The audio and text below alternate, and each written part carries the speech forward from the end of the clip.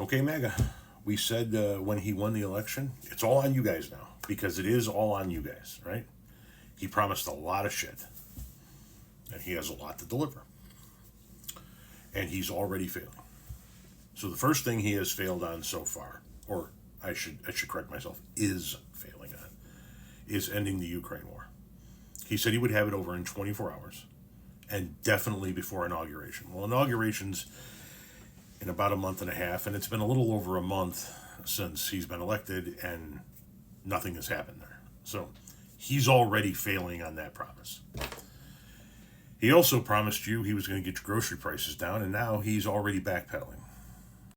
Trump says it will be hard to bring down grocery prices, pins hope on lower energy costs and better supply chains. President-elect Donald Trump is acknowledging it may be difficult to bring down grocery prices despite making it a key tenet of his presidential campaign.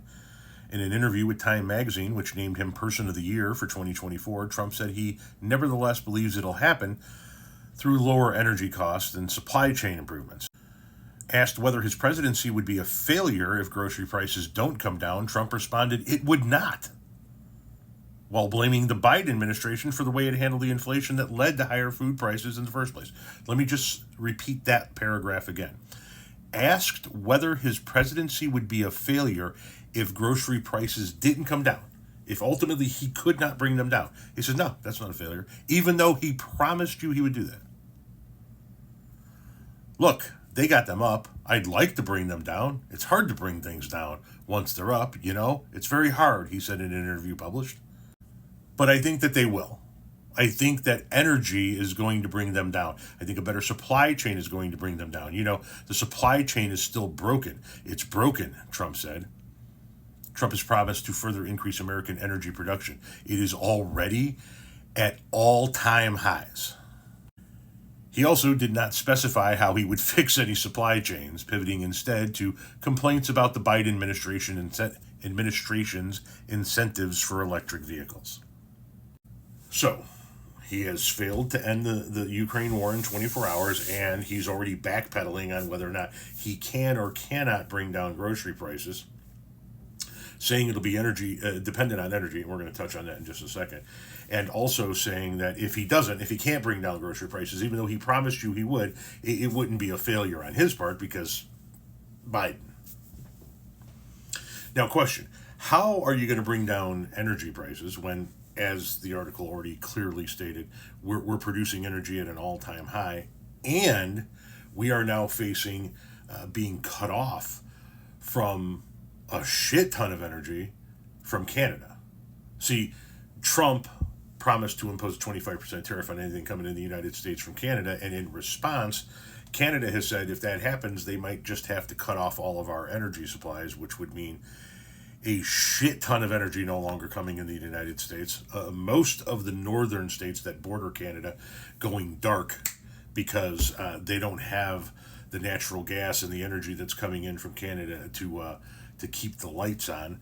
And if I heard Mr. Global correctly, we're talking about millions of barrels of oil a day coming off the market, meaning, if I remember what he said correctly, that the cost of gas would probably top $5 because the price per barrel of oil would skyrocket. Here's that threat from Canada. We will go to the full extent, depending how far this goes. We will go to the extent of cutting off their energy, going down to Michigan, going down to New York State, and over to Wisconsin.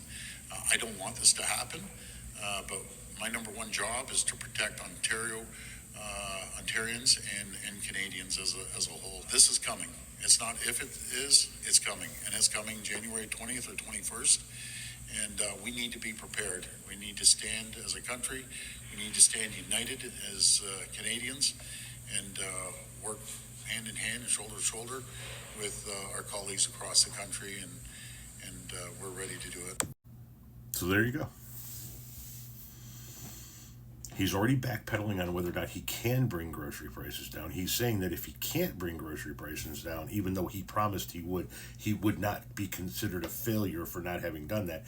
And He's saying he actually will be able to get the grocery prices down because he's going to get energy prices down, but he's getting ready to cut off a shit ton of our energy by imposing a 25% tariff on Canada. Trump supporters, Trump voters, what say you? What is going to be your excuse when the grocery prices don't come down? What is going to be what excuse are you guys working on? What's going to be the excuse when the price of gas skyrockets because we take millions of barrels of oil off the world market because we're not able to bring in any imports from Canada anymore? What are you going to do when the northern states are fucking dark? What is going to be the excuse? Because the Canadians aren't fucking around. They're not. And I can tell you, as somebody whose trucks haul bulk agricultural commodity exports that go to Southeast Asia, neither is China. Neither is China. The Canadians are going to cut off our energy, and the Chinese are going to stop buying our agricultural exports, and they're going to start getting it more from South America, predominantly Brazil, which is what they did the last time around when he imposed tariffs. Brazil is clearing away fucking rainforest acreage on top of rainforest acreage to create more room for crops. They're already selling at a better price to China, and China doesn't have to buy our shit. So we're going to impose a 25% tariff on Canada. Canada's then going to cut our energy imports off from them, which is going to seize up our economy. It's going to darken the northern states and seize up our economy. Then he's going to impose a 60 to 100% tariff on China, and they're going to go, all right, we're going to get our agricultural commodities from South America, which is going to cripple the American farmers, take trucking companies like mine and drive them into the fucking ground because we're not going to have the exports going out to these Southeast Asian countries. And if we're in a trade war of that nature, we're not going to have the imports coming in from them either. So there's going to be a whole lot of nothing to move for guys like myself. And then he's going to turn around and impose, another 25% on Mexico? And then what do you think Mexico's going to do? They're just going to roll over and take that? Or are they going to hit our exports to them and stop importing things here? The dude's a month and a half away from being sworn into office, and he is already fucking this up at an historic pace. Canada is one of our largest, if not our largest, trading partner. Canada has fought side by side with us in every war we have fought in the history of our nation. Canada is one of only two nations that we share a physical border with, and that physical border just so happens to be the longest physical border between any two countries in the world. We have a long, storied tradition of working hand in hand with the nation of Canada.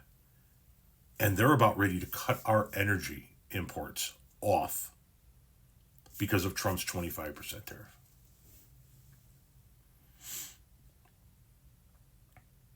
This dude is fucking up fast and picking up steam. By the time he is actually inaugurated, he will have pissed off all of our allies. What's the excuse going to be, guys? What's the excuse going to be? Tell me what the fucking story is going to be. When the grocery prices don't come down, the fuel prices skyrocket, the northern states are fucking dark.